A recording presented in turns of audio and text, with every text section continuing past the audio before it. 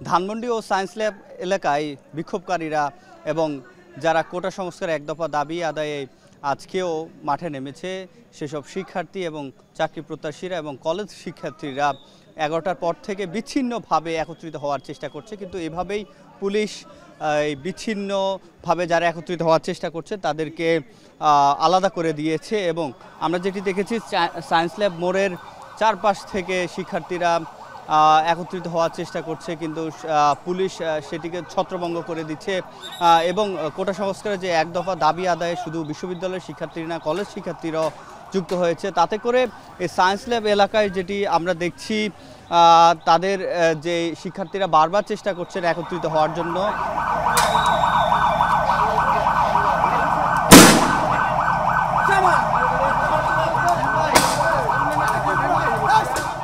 রাজধানীর বিভিন্ন জায়গায় মোহাম্মদপুর, ধানমন্ডি, সায়েন্স ল্যাব এলাকায় পুলিশ ফাঁকা গুলি ছুড়ে তাদেরকে ছত্রভঙ্গ করে দেওয়ার চেষ্টা করছে। তবে শিক্ষার্থীরা আমরা যেটি দেখছি কিছুক্ষণ পরপর আবারও জড়ো হচ্ছে এবং মিছিল স্লোগান দিচ্ছে এবং তাদের যে দাবিগুলো সেগুলো তাদের মিছিল স্লোগানে ফুটে উঠছে। এবং আজকে আমরা দেখেছি শিক্ষার্থীরা প্ল্যাকার্ড ছাড়াও অনেকে এসে জড়ো হচ্ছেন এবং আশপাশে যেই কলেজ শিক্ষার্থীরা রয়েছেন সেই কলেজ শিক্ষার্থীরা সায়েন্স ল্যাব এবং ধানমন্ডি ঝিগাতলাতে এসে একত্রিত হচ্ছে। এবং পাশাপাশি আমরা আওয়ামী লীগের পক্ষ থেকে যুবলীগ, ছাত্রলীগ যারা রয়েছে তাদেরও আমরা শোডাউন দেখেছি এবং তারাও বাইক নিয়ে তাদের যে কার্যক্রম এবং সেটি আমরা দেখেছি। এবং ছাত্র এবং ছাত্রদের সাথে আওয়ামী লীগের, যুবলীগ কিংবা যারা ছাত্রলীগ রয়েছে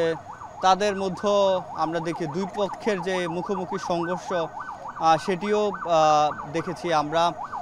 এবং এখানকার যে পুলিশ সদস্যরা রয়েছেন তারা টহল দিচ্ছেন এবং আমরা যেটি দেখছি পুলিশ সদস্যরা বারবার চেষ্টা করছেন যে যাতে করে এখানে যে শিক্ষার্থীরা রয়েছেন তারা যাতে একত্রিত হতে না পারে।